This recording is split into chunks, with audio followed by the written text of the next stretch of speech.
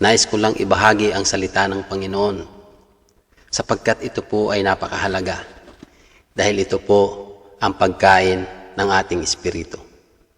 Mga kapatid, natanong mo na ba sa sarili mo kung bakit ka nilikha ng Diyos? Natanong mo na ba kung ano ba talaga ang plano ng Panginoon para sa iyo o para sa ating lahat? Alam mo mga kapatid, napakaganda po ng plano ng Diyos para sa ating mga tao. At tunay naman pong mamamangha ka. Ang sabi po sa Genesis 1 verse 26, basahin po natin, at sinabi ng Diyos, lalangin natin ng tao ayon sa ating larawan, ayon sa ating wangis, at sila ang mamamahala ng lahat. Yan po ang original na plano ng Diyos para sa atin. Ganun na lamang po ang pagmamahal ng Diyos sa atin. Kaya tayo ay nilikha ng Diyos na katulad nila.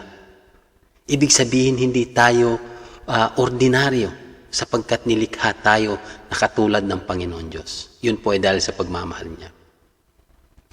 Ang gusto ng Panginoon ay makasama niya tayo, makausap niya tayo palagi hanggang sa huling sandali ng ating mga buhay. Di po ba napakaganda ng plano ng Diyos sa atin? At sobra naman talagang mahal na mahal tayo ng Panginoon. Ngunit nagkaroon po ng problema. Ano po ba nangyari? Alam po nating lahat na tayo ay nagkasala. Tayo po ay naging makasalanan sa pamamagitan ng isang tao. At ito po ay si Eva at si Adan. Ang sabi po sa Roma 3 verse 23, sapagkat ang lahat ay nagkasala, walang sinumang makakaabot sa kaluwalhatian ng Panginoong Diyos. So, ibig po sabihin dito, lahat po tayo ay naging makasalanan sa pamamagitan ni Eva at Adan. At wala daw pong makakaabot sa kaluwalhatian ng Diyos sa pamamagitan natin. At ang masama pa po, ang sabi sa Roma 6 verse 23, sapagkat ang kabayaran ng kasalanan ay kamatayan. So, hindi po ito ibig sabihin na physical death. Hindi po nagkasala ka ay mamamatay ka na. Hindi po yun ang nais sabihin ng Panginoon. Sapagkat ang sinasabi niya po ritong kamatayan ay eternal death or ang ating spiritual death. Tayo po ay separated from God dahil sa ating kasalanan. Ibig sabihin po nito, ang tayo ay nagkasala. Pumasok sa atin ang kamatayan sa pamamagitan ng ating mga kasalanan. Ang ibig sabihin po ay mapapahamak tayo sa impyerno at hindi natin maliligtas ang ating mga sarili sa pamamagitan ng ating karunungan ng mga bagay na meron tayo dito sa mundo. Hindi natin maliligtas ang ating mga sarili sa pamamagitan ng ating mga mabubuting gawa. Minsan iniisip natin na ang dami nating nagawang mabuti sa kapwa, hindi po yun sapat. At hindi rin po lalo tayo maliligtas ng ating mga relihiyon na sinasabi mo na ako'y kasanib ng ganitong relihiyon, na napakalaki ng aming relihiyon, ang gaganda ng aming mga building at simbahan. Hindi po yun ang basihan ng Panginoon.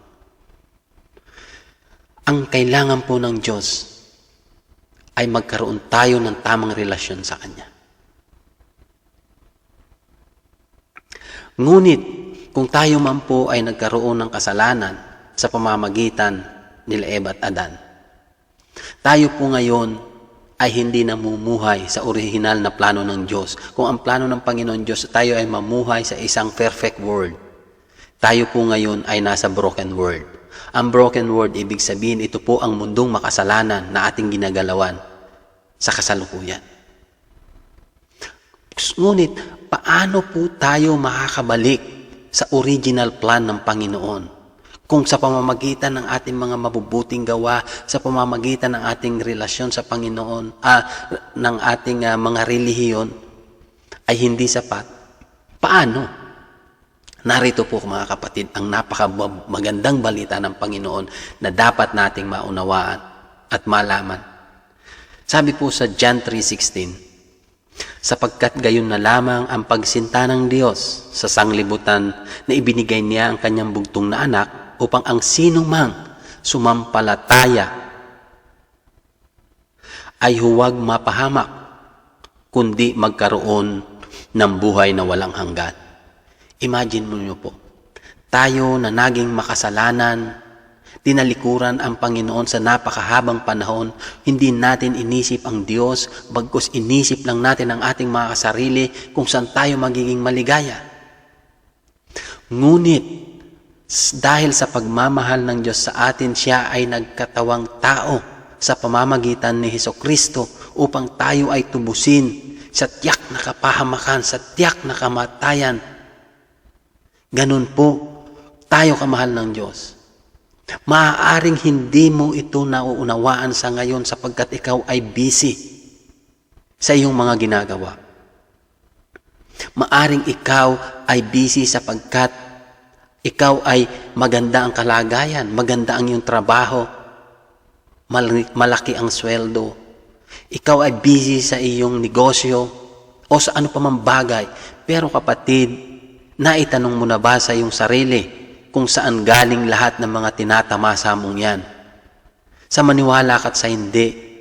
Hindi mo yan nakuha dahil ikaw ay mataas ang pinag-aralan. Hindi mo yan nakuha sapagkat ikaw ay masipag, nagtatrabaho, nag-overtime. Mga kapatid, hindi po yan. Yan po ay galing lahat sa Panginoon. Marapat lamang na pasalamatan natin ang Diyos. Yun po ang nais ng Panginoon, mga kapatid. At ang Panginoon Diyos lamang din po ang magbabalik sa atin sa kanyang orihinal na plano. At paano po yun?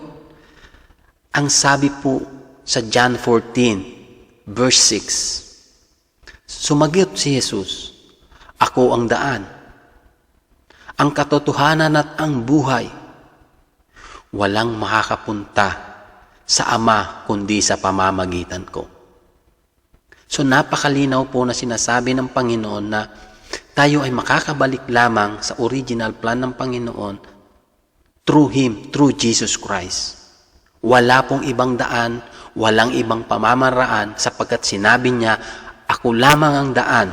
Ibig sabihin, wala nang iba. Siya lamang ang katotohanan. Ibig sabihin, hindi natin makikita ang katotohanan kung saan-saan lugar sa pamamagitan ng ano-ano pang bagay. Sapagkat ang Panginoong Hesus lang din ang katotohanan. Ako ang buhay. Hindi natin mabibili ang ating buhay na alam natin na kahit ikaw ay napakayaman, ikaw ay mamamatay at mamamatay. Ngunit ano ba ang tinutukoy ng Panginoon na buhay? Hindi po yan yung buhay natin dito sa mundong ito, kundi ang buhay na walang hanggan pagkatapos ng buhay natin dito. Iyon po ang tinutukoy ng Panginoon na ang sabi niya, makakamtan natin ang buhay na yun sa pamamagitan niya. Ibig sabihin, ang Diyos ang magbibigay sa atin ng buhay na walang hanggan, mga kapatid. Sapagkat sinabi niya, "I am the way, the truth, and the life, and no one comes to the Father except through me." So, ibig sabihin, kailangan natin ang Panginoong Hesus sa atin, sa puso natin, sa buhay natin. Kaya kapatid, dapat alam natin, dapat ang Panginoong Diyos, ang Panginoong Hesus ay nasa ating buhay, ipinamumuhay natin. At ang sabi po sa Pahayag 3 verse 20, "Nakatayo ako, kumakatok sa pintuan, kung di ringgin ninuman ang aking tinig, at bubuksan ang pinto, papasok ako sa kanyang tahanan at kakain kaming magkasalo." Mga kapatid, maaring ikaw ay napakaraming ginagawa. Ang Diyos ay hindi mo namamalayan na matagal nang nag-aantay sa iyo, matagal nang kumakatok sa iyong puso, ngunit hindi mo ito pinapansin. Mga kapatid, ito na po ang tamang panahon upang tayo ay magbalik loob sa Panginoon. Buksan natin ang Panginoon sa ating puso. Pagbuksan natin siya, tanggapin natin siya, sapagkat ang sabi niya, siya lang ang tanging daan, ang tanging magbibigay ng buhay na walang hanggan para sa atin. Mga kapatid, wag natin sayangin ang pagkakataon na ibinibigay ng Panginoon. Sapagkat hindi natin hawak ang ating buhay, hindi natin hawak kung ano ang mga mangyayari. Ito na ang tamang panahon upang tanggapin natin siya, pagbuksan natin sa ating mga puso. Nais mo ba siyang papasukin, mga kapatid, sa iyong puso? Nais mo ba siyang tanggapin bilang inyong Diyos at tagapagligtas? Huwag po tayong mag-aksaya ng panahon sapagkat siya lamang ang ating kailangan upang tayo ay makabalik sa original plan ng Panginoong Diyos at magkaroon ng buhay na walang hanggan. Kung tinatanggap mo siya, kapatid, sumunod ka sa aking panalangin. Maiksi lamang po ito. Panginoong Hesus, maraming salamat po, O Lord God. Kung ikaw man ay aking tinalikuran ng napakahabang panahon at ako'y naging abala sa napakaraming bagay, Panginoong Hesus, inaamin ko po na ako'y isang makasalanan. Naging makasarili, inisip lamang ang aking pangsarili. Nakalimutan ko na ang lahat ay nagmula sa iyo. Panginoon, sa mga oras na ito, Panginoon, ay sumusuko ako sa iyo. Ipinagkakatiwala ko sa iyo ang lahat-lahat, Panginoon. Ikaw po, Lord God, ay pumasok sa aking buhay. Pangunahan mo ang aking buhay, O Lord God. Isulat mo ang aking pangalan sa aklat ng buhay, Panginoon. At Lord, tinatanggap ko po ang iyong kapatawaran. Maraming salamat, Panginoon, sa buhay na walang hanggang ipinagkaloob mo sa akin. Lord, mula sa araw na ito at sa mga sandaling ito, ikaw na ang masusunod sa aking buhay. Ikaw na ang nagmamayari ng aking buhay. At ako ay mamumuhay na aayon sa iyong kalooban. Lord, maraming salamat sa buhay na walang hanggan at sa kaligtasan na pinagkaloob mo sa akin. Ang lahat pong ito, Lord God, ay hinihingi ko sa pamamagitan ng iyong anak na si Jesus, ang aming dakilang Diyos at tagapagligtas. Amen. Maraming salamat, mga kapatid, sa pagtanggap mo sa ating Panginoong Hesus. Tunay nga na napakabuti ng Diyos. Sapagkat sinabi ng Panginoon, kung tinanggap mo ang Panginoong Hesus, sinabi niya sa John 1 verse 12, subalit ang lahat ng tumanggap at sumampalataya sa Kanya ay bibigyan niya na karapatang maging anak ng Diyos. Ano po ba ang karapatan ng isang anak? Kung tayo ay binigyan ng Panginoong Hesus ng karapatan na maging anak ng Diyos, ang ibig sabihin po, ang isang anak ay may karapatang magmana sa pag-aari ng Ama. Kung ang Ama na siyang lumikha ng langit at ang lupa at ang lahat ng bagay rito, ibig sabihin po, tayo ay may karapatang magmana ng lahat ng yun. Tayo po ay magiging tagapagmana ng buhay na walang hanggan.